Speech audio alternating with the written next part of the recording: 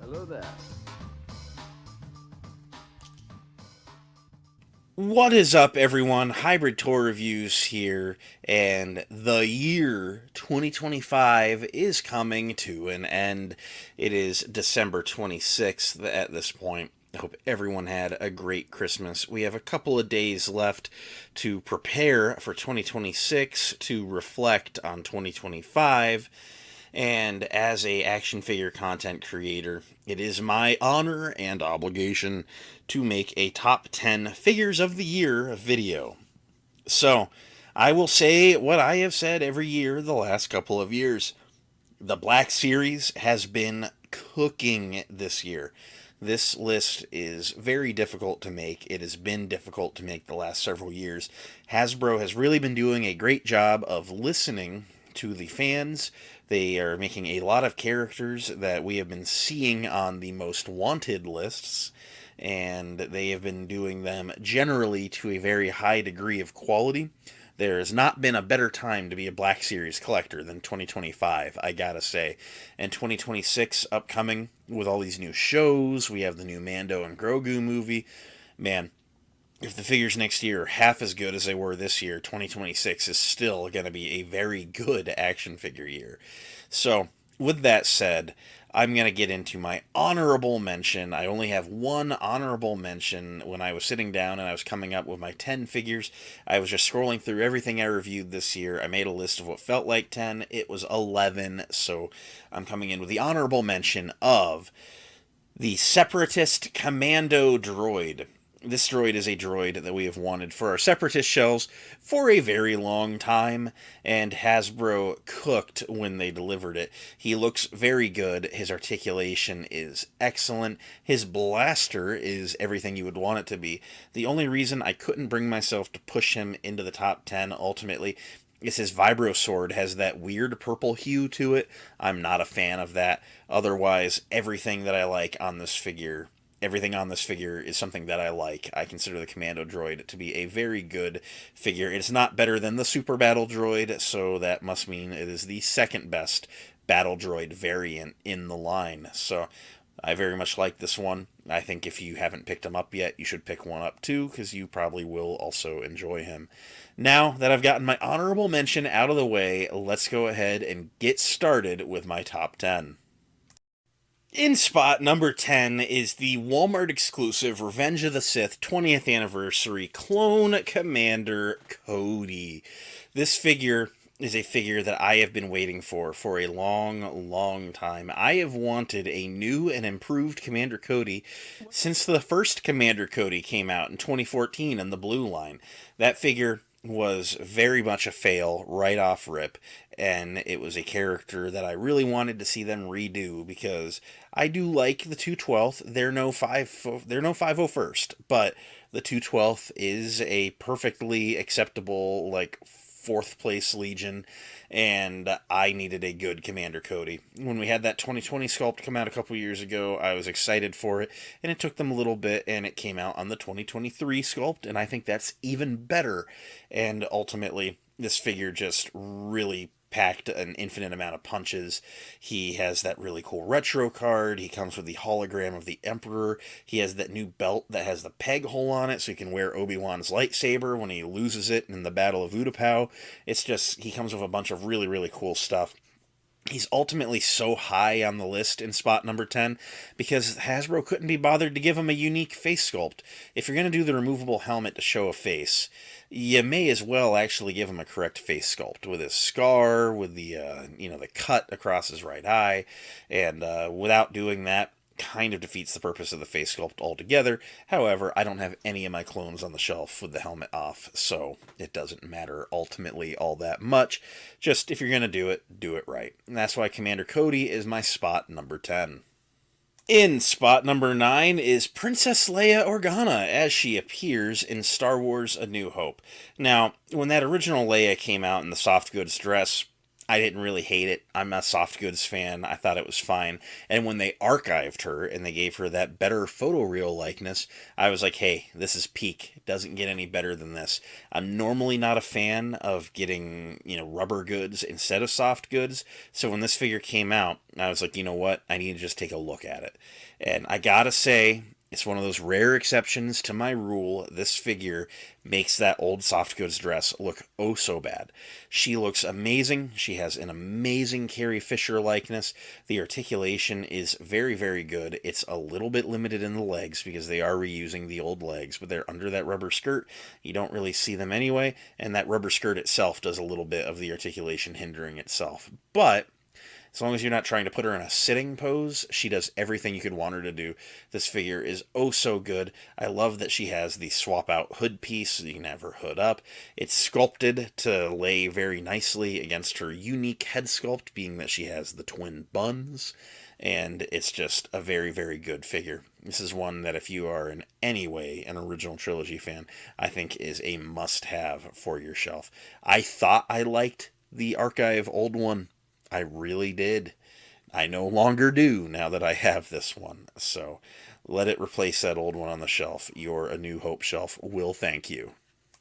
In spot number 8 is the Jedi Temple Guard. This is one of those figures that just really proves that, yes, Hasbro is listening to the fans. This is one of those characters that is a little bit of a deeper cut if you're a Clone Wars fan, and I've seen it on a lot of Black Series wish lists over the years. And it's one of those things where it's like, yeah, probably an action figure would have happened somewhere along the way, but it's here now, and it is super cool. The sculpt work is just phenomenal on this guy. He has that perfect balance of soft goods skirt with rubber belt with all those, I'm going to call them keys, dangling off of his belt. That double-bladed saber staff is excellent. The likeness with the mask, just all of the armor pieces combined with the soft goods, or not the soft goods, but what would in universe be soft costume parts. Just a very, very beautiful figure. A figure that you ultimately are going to need at least 2 of to be flanking whoever you want them to be guarding. He's a character that I think I'm ultimately going to end up getting 4 of total. But just a very, very beautiful, well-painted, well-articulated figure of a character that maybe not high on the list of important characters, is just high on that want list. Not every character is wanted because of their importance to the saga. This is definitely a rule of cool kind of character, and Hasbro absolutely came out swinging and made my number 8 pick a very cool figure. In spot number 7 is Dagan Gera as he appears throughout the duration of Star Wars Jedi Survivor, an excellent Star Wars game. The gaming greats Jedi figures have mostly been repaints of troopers and droids that are just enemy fodder that you cut throughout the game, and until this year, Hasbro hasn't really done a lot of characters from the games other than Cal Kestis, so it's really cool to see Dagan Gera in action figure form. He technically had 2 versions come out this year, the other being in a 2-pack with a commando droid, and he had the Force ghost of his arm. However, I'm choosing the one-armed Dagan Gera as it's kind of the definitive look in the game. He gets that Force ghost arm for the second half of the final confrontation with him in the middle of the game. So, this is kind of like the main look, and it's a very good look. Dagan Gera is a High Republic era Jedi, and he has all of the robes that would be from that era. A lot of tan going on instead of your more modern Jedi brown. A lot of gold going on. And he is just a very, very good looking action figure. I remember when I first reviewed him and I did my shorts on him, people are like, "You're paying full price for a figure missing an arm?" Who cares? That is dumb logic. If that's your logic on this one not being a good figure, that's just dumb, because you're also paying full price for astromech droids and Yoda, so if he doesn't have an arm in the game, the action figure shouldn't have an arm, except for that one little segment at the very end for 2 minutes where he did. It was nice of Hasbro to cover both bases, but I do consider this one to be the definitive one if you're only going to pick one. Very, very cool figure, great articulation, and just amazing shelf presence, and that's why Dagan Gera is my number 7 pick. In spot number 6 is Jedi Master Shaak Ti. She turned out Amazing! We have been asking since the inception of the line for some of our prequel background Jedi, Jedi Council member Jedi. There are so many unique aliens that we see in the prequel trilogy swinging a lightsaber in the background of the Battle of Geonosis, in one off episodes of the Clone Wars, and Shaak Ti has a decent amount of screen time and definitely brings some shelf presence. So this year was a great year. If you wanted some of those background Jedi, Hasbro gave us numerous, Shaak Ti being one of them. We had Luminara, we had Barriss. I think those are great figures too. They are close to the top 10. But Shaak Ti is just very eye-catching. Her soft goods costume is done very well in the 1/12 scale. I really like the kind of scrunchy material that it's made from. It makes the material want to cling a little bit to the figure, which makes it very figure hugging, which means that it's not a very poofy fabric costume, which is something that you might have on some figures when you make them a totally fabric outfit. Her head sculpt is just very eye-catching. The Togruta, head tails, very well painted. The rubber tabard at the front of the skirt has a very intricate pattern on it. And the articulation, well, the legs are a little bit old, the arms are new, and she can do any type of Jedi battle pose you might want to get from her. Shaak Ti, all around, is a very impressive figure considering the design choices they put into her, and that she is just very attention-grabbing on the shelf. So ultimately, Shaak Ti deserves a spot on the top 10 list, and that's why she's my number 6 of the year.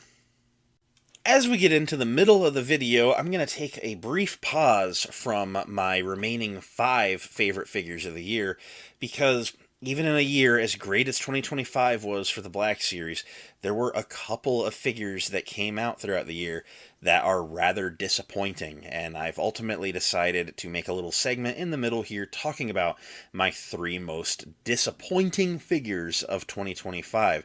I normally don't like to be a very negative collector. I can usually kind of just acknowledge that certain things are the way they are for a reason, and I'm not someone that's generally anti-reuse. As long as the parts being reused are quality good parts and they're good sculpts, and they don't ultimately damage the quality of the figure overall, I don't mind if you use something that makes sense. And that's probably going to be the topic of what's going on for at least a few of these. So, in my number 3, my third most disappointing figure of the year, is the Praetorian Guard as seen in The Mandalorian Season 3. From the waist up, this figure is very good. It is very accurate and faithful to what we see on screen. He comes with his 2 weapons, which look very good. He has a nice glossy red armor, and just catches the eye. He's very striking. A crimson red trooper of any sort is going to stand out on a shelf that's usually full of white troopers and black robed characters. So getting this guy in action figure form was very fun. However, Hasbro decided to dig deep into the archives and bring back the leg sculpts from the original Praetorian Guard action figures from the sequel trilogy, dating all the way back to mid-2017. Redbox era, some of the worst figures according to some. I actually think the Redbox era had many good figures in it.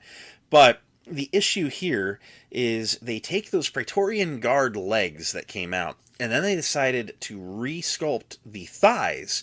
So the thighs are a modern action figure thigh where there's no thigh swivel. It has a ball joint at the hip. And then it goes down to the double jointed knees, which are ugly. However, he's got a soft goods skirt, so it hides it. So I would have been okay if he had the double knee and the thigh swivel. But the double jointed knees provide no position of swivel, whereas a standard jointed knee at least lets you turn it at the knee. And then deleting the thigh swivel on the new thigh sculpt just obliterates the ability to twist the leg at all in any way.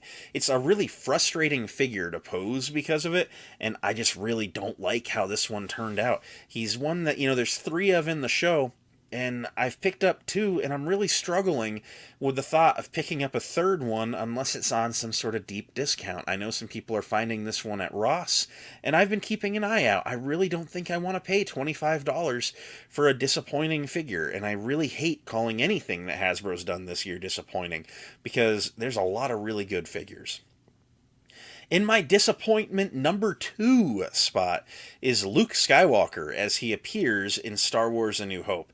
Now, that original A New Hope Luke was a very frustrating figure. He came with that soft goods shirt, which never laid right, and it always pulled out from under his belt when you would get him into any kind of dynamic poses. It left him free to pose dynamically. It just presented some frustrations, and pretty much from day one, a lot of us wanted him to just come with a normal sculpted upper torso because he really just didn't need to be soft goods from the waist up.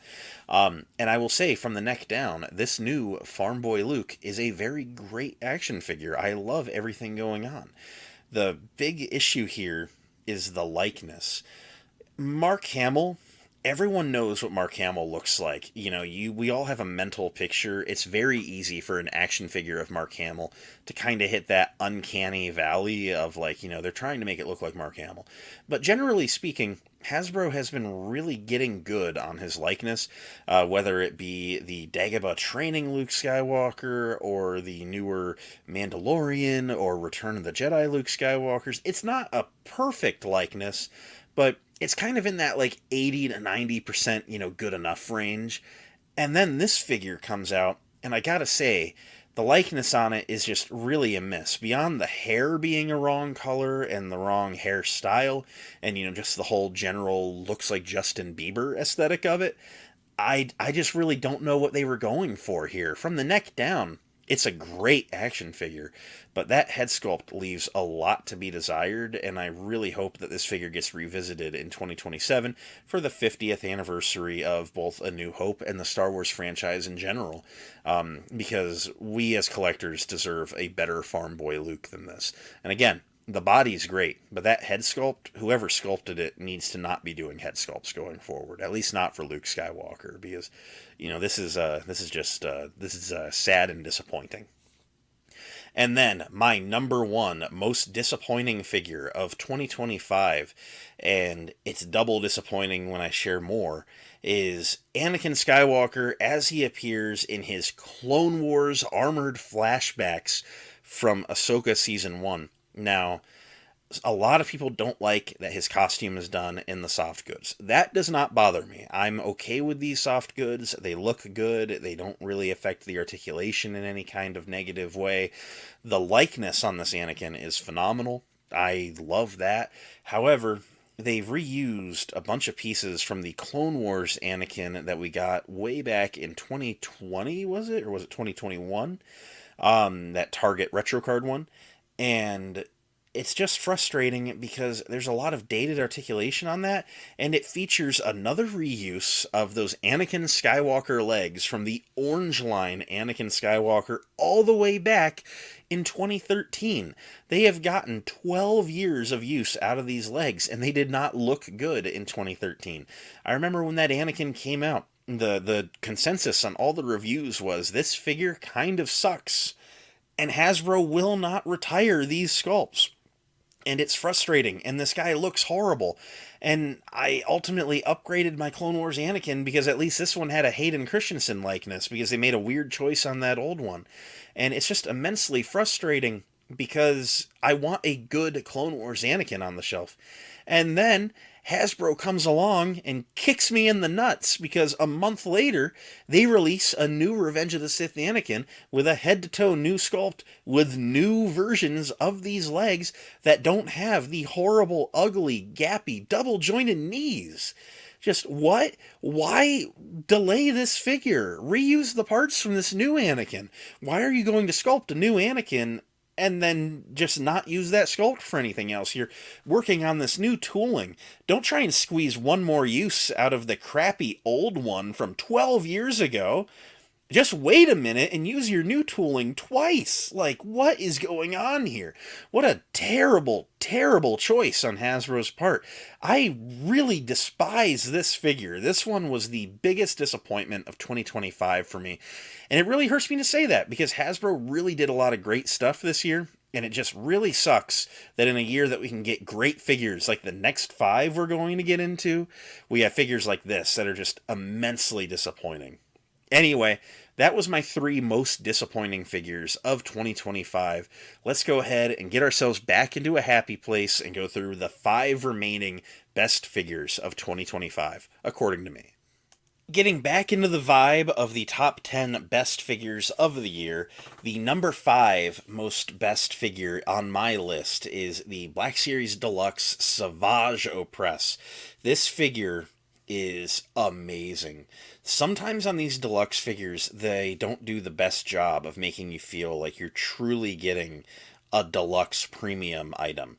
They sometimes it'll be a standard sized figure and he really doesn't come with that many more accessories, but there's a little bit of extra paint, and I admit paint does add to the budget. People don't want to admit it, but it does. This figure has some premium paint deco, and he is large, and he is bulky and imposing. He comes with that ginormous double-bladed lightsaber, which should have a painted hilt. I will criticize that forever. The hilt on this lightsaber being gray plastic instead of painted silver is hugely disappointing.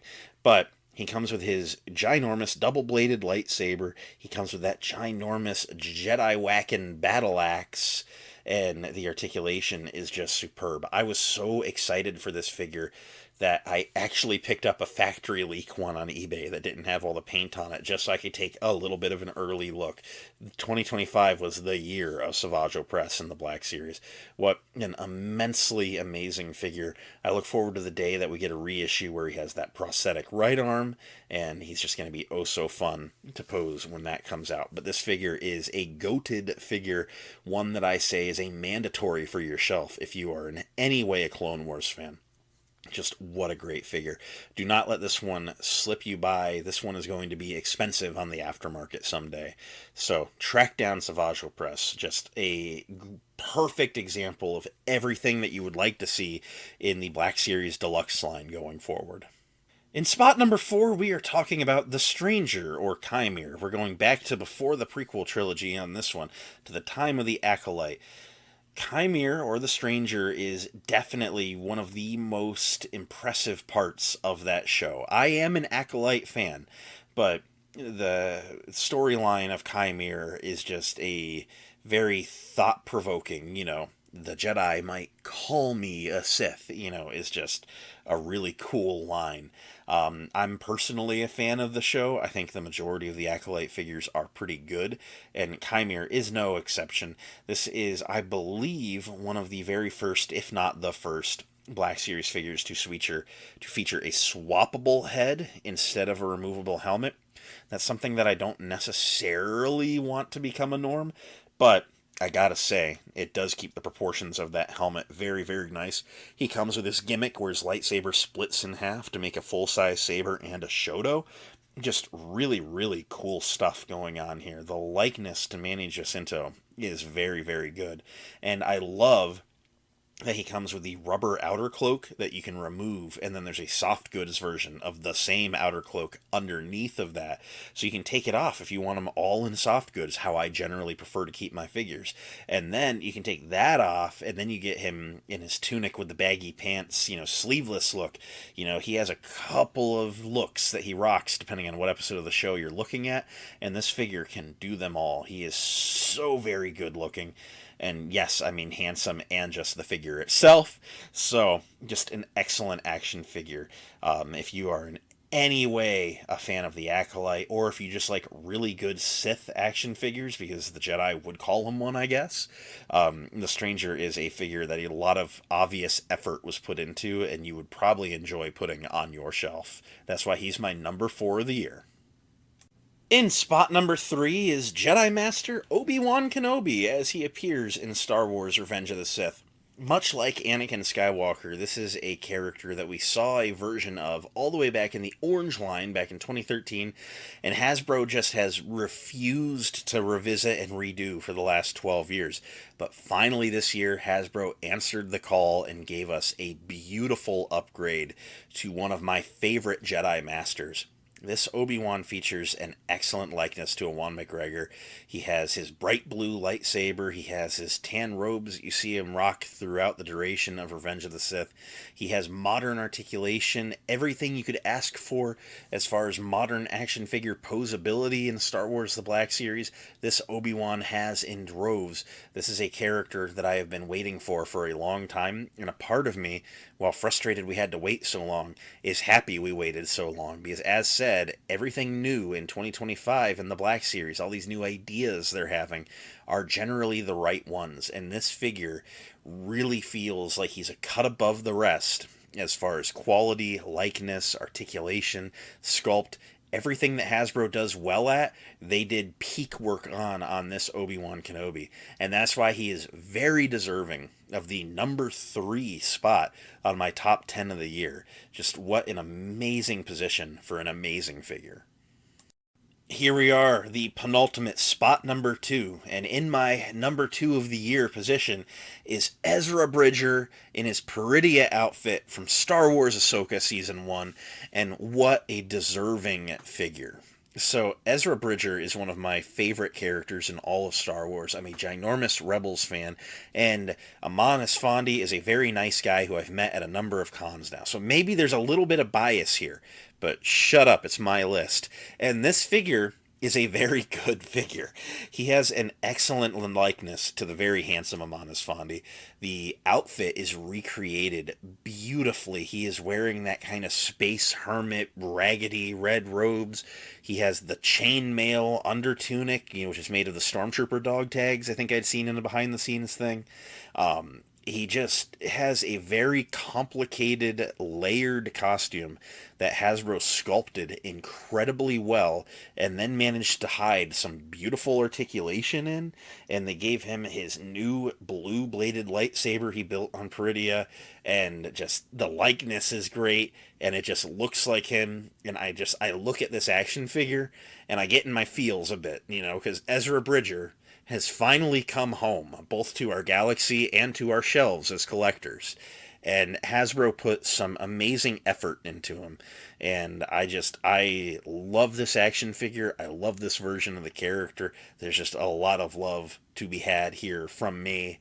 And I needed to rank him very highly, personally. So, and I objectively do really think, as far as what Hasbro is doing in the World of Black Series, this is a very high quality figure. It might not be for everyone because of the source material and such, but just objectively, if you're looking for a figure that a lot of good work was put into and it shows, Ezra is exactly that. And that's why I've put him on my number 2 spot. So, number 2, Ezra Bridger. And in spot number 1, my favorite Black Series of the year is Anakin Skywalker from Revenge of the Sith. This figure is an engineering, sculpted phenomenon.